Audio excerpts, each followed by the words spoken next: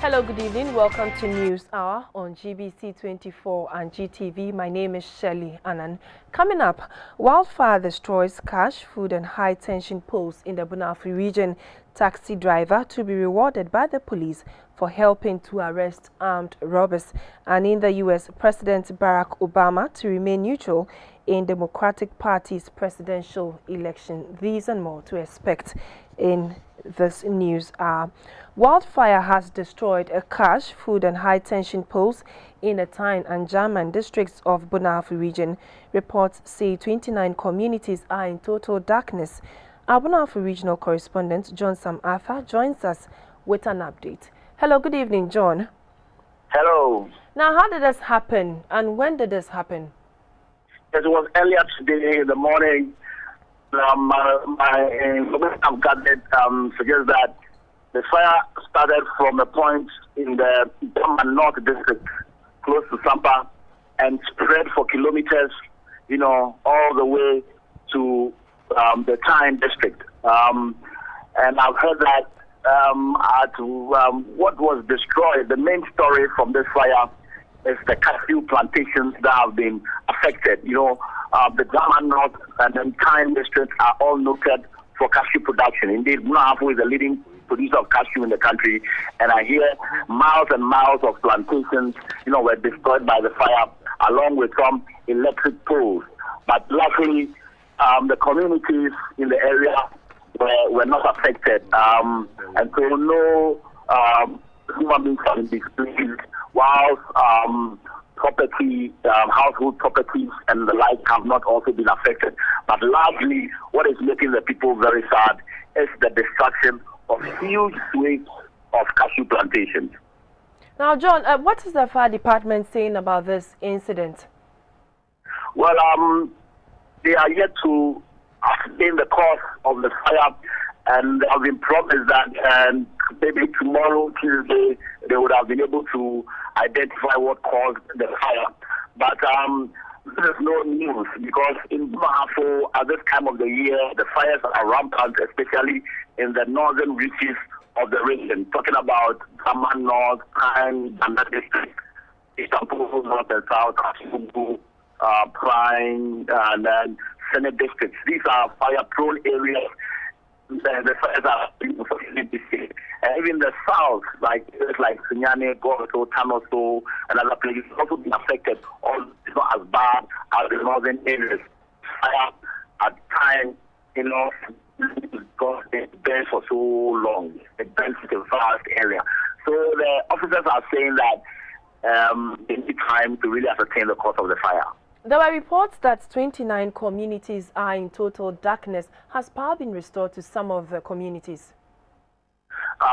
No, as I speak, fire is not been restored because of the number of electric poles to attend. I think it will take some time to be replaced and restored. So, unfortunately, the people might be in darkness for a while. Okay.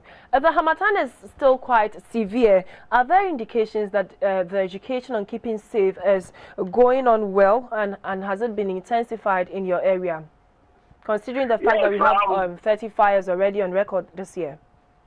Yes, every year the National Farmers Day also doubles as the day for the launch of the anti-bushfire campaign. Okay. And there are community volunteer groups all around the region. And in fact, they were very instrumental in aiding the fire personnel to, bring the fire under control today. So this will serve as a wake-up call to, all the fire volunteers and then the fire service personnel who lead their actions, that they really need to redouble their efforts, when it comes to prevention, education on prevention. Most of the time, the main culprits are hunters, group hunters, and then palm wine tappers. And so these groups must really be talked to, and they must be policed, their activities scrutinized to ensure that they don't bring destruction in their wake. Okay, thank you very much. That was John Samartha, and he says that he was bringing us an update on the fact that a wildfire has destroyed cash, food and high-tension poles in the Tyne and German districts of the Bunahafu region, and that there's 29 communities are still in total darkness. And moving on, a director of the Eastern Regional Coordinating Council, Mr. Sapon Boachi Yadom, has reiterated the need to redirect the country's educational policies towards science and technology. He says this will enable people to make informed choices and contribute significantly towards the nation's development. Mr. Boachi Yadom was speaking at the opening of the Regional Science and Technology Mathematics and Innovation Education Camp at Koforidua. The Science and Technology, Mathematics and Innovation Education started as a clinic for selected girls from junior and senior high schools in 1987.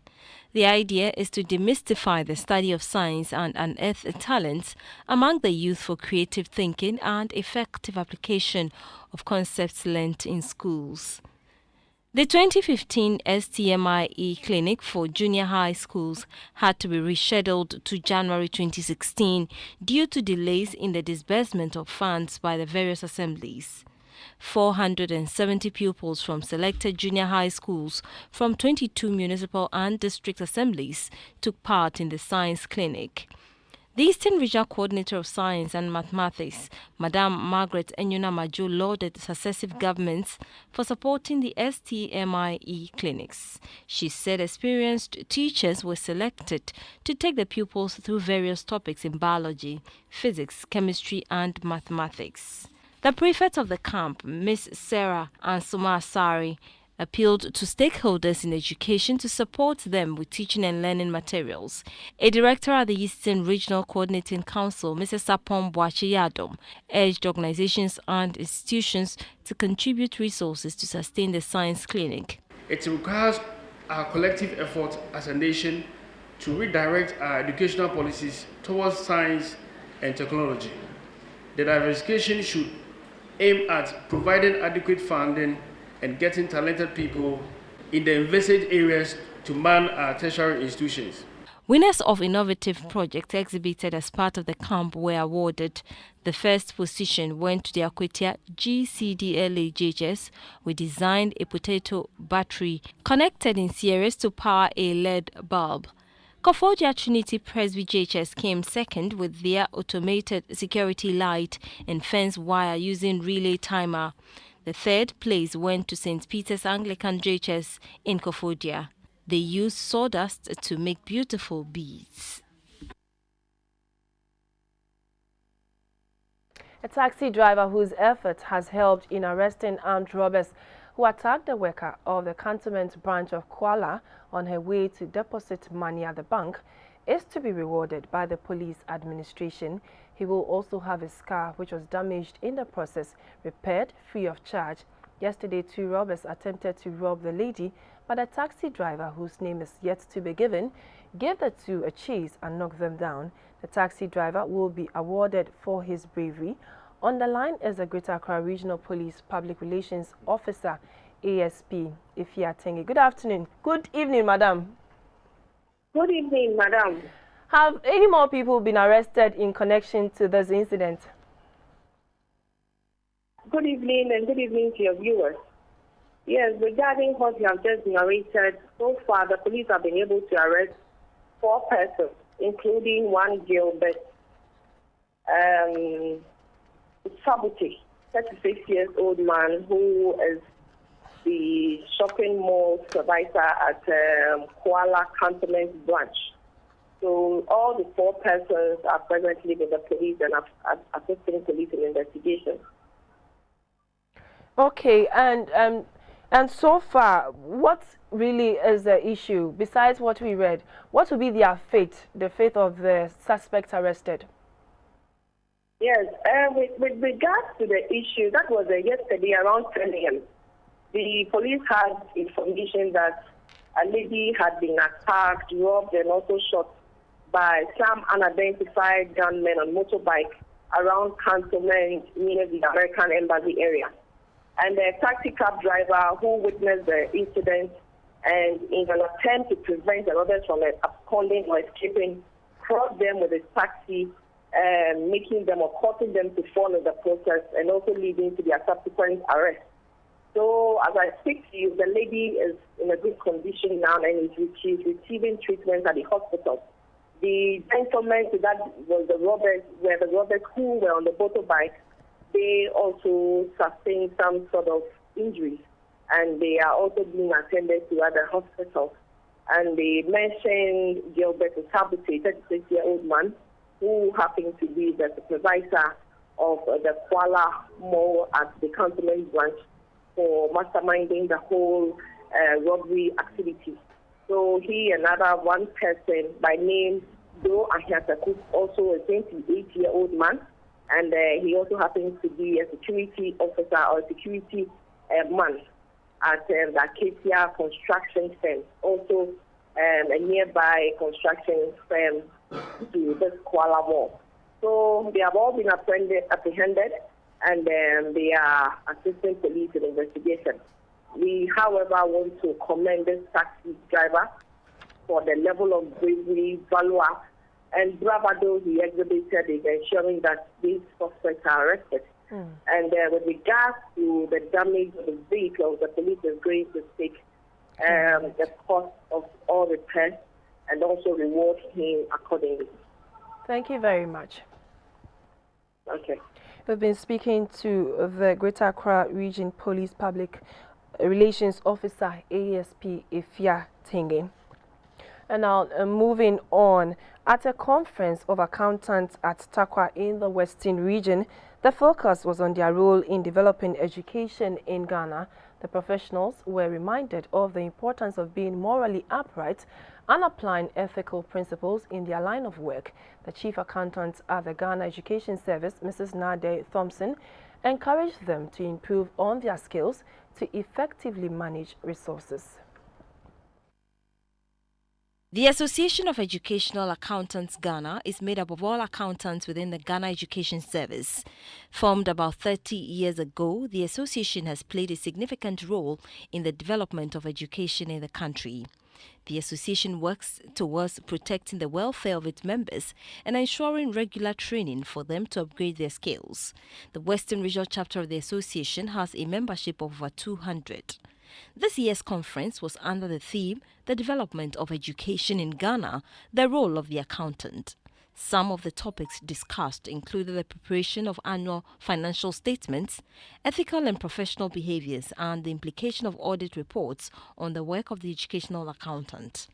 The Western Regional Chairman of the Association, Mr. Emmanuel Hope Mensah, noted with concern that some members of the association cannot perform the basic functions of accountancy satisfactorily. He said the association has therefore introduced training workshops for members on a more regular basis. It appears some of the schools still have some level of discrepancies in their annual financial statements. Subordinates will be taken through the prime books, which forms the basis of our job. This is necessary to well equip all subordinates to prepare them for the future when they take over in leadership. The chief accountant of the Ghana Education Service, Mrs. Nade Thompson, charged the accountants to be honest and not compromise on standards in their profession. We owe a financial responsibility. That's paying accounts payable on time, keeping proper records of funds, ensuring financial records are maintained in compliance with lawful and acceptable procedures, analyze and advise on revenue and expenditure trends, financial commitment, and future revenue expectations. Continual support and management of budget forecast activities. We also have the duty of financial integrity. Catholic women from the various dioceses of the church in Accra are discussing the role of the Catholic women towards the creation. At the St. Peter's Catholic Church in Osu, they share thoughts on issues including how to live in a healthy and congenial society. The Deputy Tourism Minister, Madam Jifagumashi, encouraged the women to exhibit good morals and be role models for the children. She said it is necessary to set standards for the children to become better adults for a better Ghana. Other speakers touched on security precautions to be taken at home and at public places to protect their lives and property. For this year, the Catholic Women Association Conference spread the word and held a candlelight procession to draw attention to the need to hold on to the faith. The group has 48 new members to help in its work.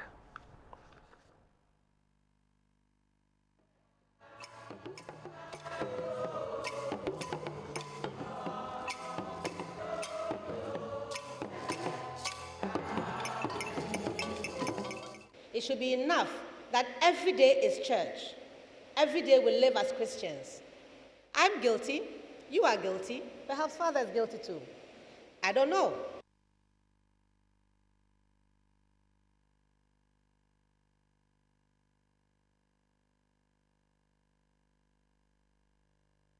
I don't think angels will go in. We've taken. We'll go back and it will raise them. Except his own compassion that he saved us by means of the cleansing water of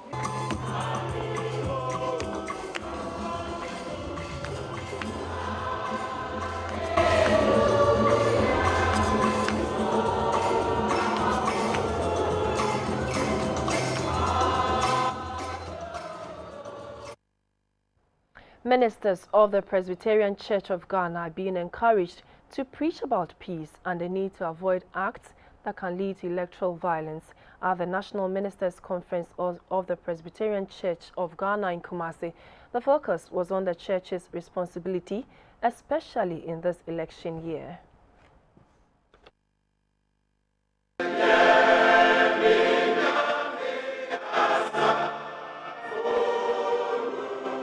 The 5-day conference had the theme, Jesus Christ, Our Mandate for Ministry, Hazards and Benefits. Ministers from the various presbyteries of the church nationwide reflected on their roles as servants of God, assessed their performance and prepared themselves for this year. They also gave account of their stewardship in 2015. The General Secretary of the Christian Council of Ghana, Reverend Dr. Kwabno Punifrimpong, spoke about this year's general election and the computerized school selection and placement system. The Vice-Chancellor of the Kwame Nkrumah University of Science and Technology, Professor William Otu Ellis, acknowledged the contribution of the Presbyterian Church of Ghana to the university.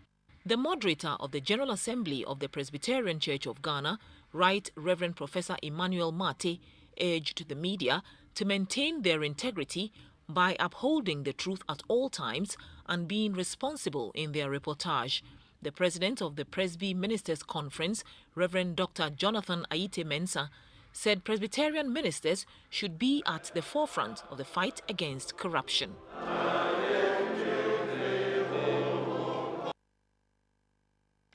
January is already making good progress and we are in the second week of the new year. A lot has occurred in the 240 hours in 2016. As we begin another working week, here's a quick run through some of last week's headlines in pictures.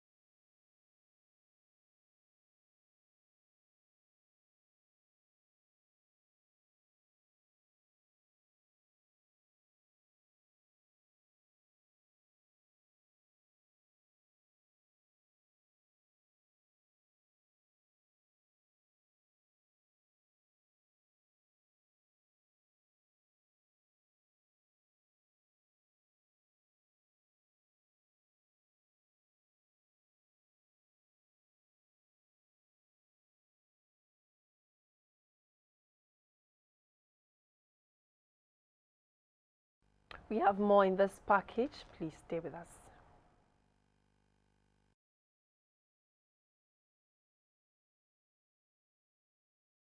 Obama will not publicly back any presidential candidate before the Democratic Party has chosen who is to lead its battle to retain the White House in November. According to White House Chief of Staff, Mr. Obama would be out there campaigning after the primaries are over.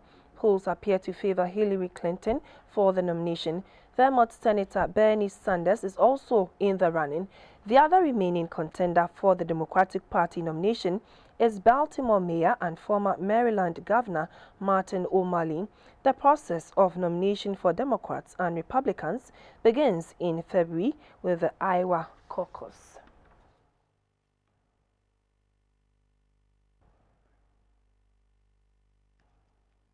And now to sports. Kumasi Asante Kotoko has won the maiden Galka Top 6 Invitational Tournament played at the Sipon Stadium. They beat Ediana Stars to a 0-0 in the finals.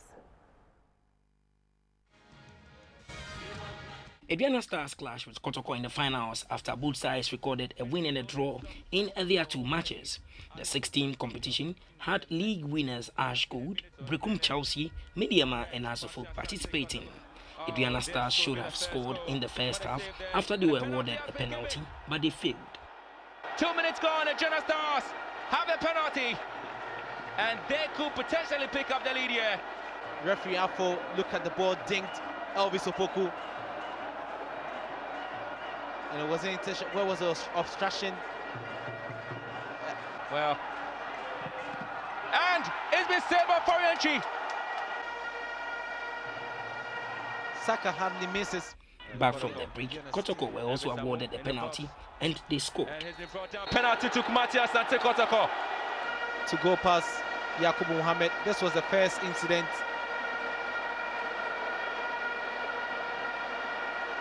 Went to block the ball. It wasn't intentional for me. Can he score?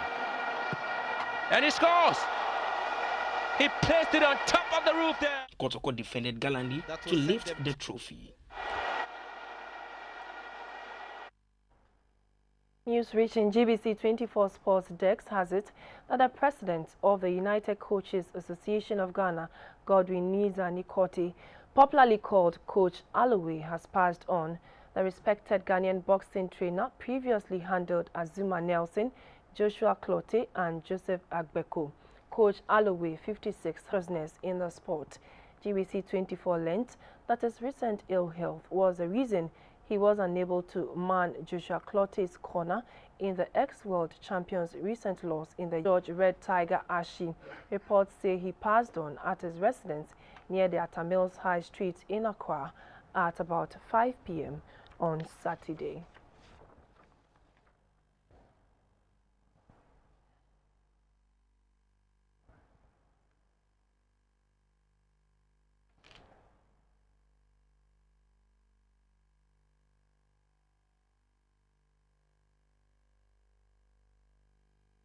Vice President Kwesi Mr. Arthur has joined other ministers of state to embark on a health walk within the whole municipality. The health walk ended a 2-day retreat by the President John Mahama and Vice President Kwesi Mr. Arthur and ministers of state in Ho in the Volta region. And now to some entertainment in news. A music album, Great Is Thy Faithfulness, has been launched in Accra. The tracks on the album have been described as uplifting and inspiring. The wife of the Vice President, Mrs. Matilda Mr. Arthur, and Miss Joyce Aye were among dignitaries who graced the occasion. The maiden album, titled Great Is Thy Faithfulness, has 11 tracks. These are a compilation of foreign and local hymns written by various songwriters and rearranged by Benjamin Cole Ejay. Some of the titles are Bring Him Home, Rejoice, The Lord is King, Onyamiba and Dada, among others.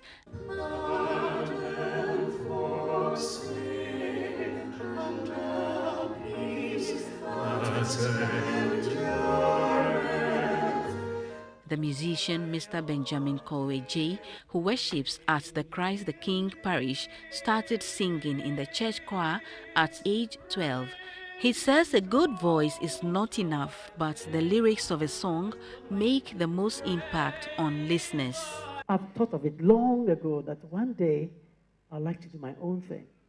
Sing to glorify God. My focus is the impact. I sing to you. I want to believe and make that impact. That when I sing to you, you should be healed. Ruth Ej and the Harmonious Chorale Ghana performed at the ceremony. Theodore Amedeto, GBC24, Accra.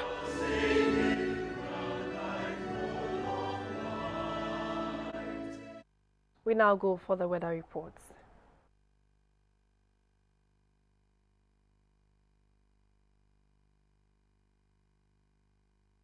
And that's all in the news. Thank you for watching.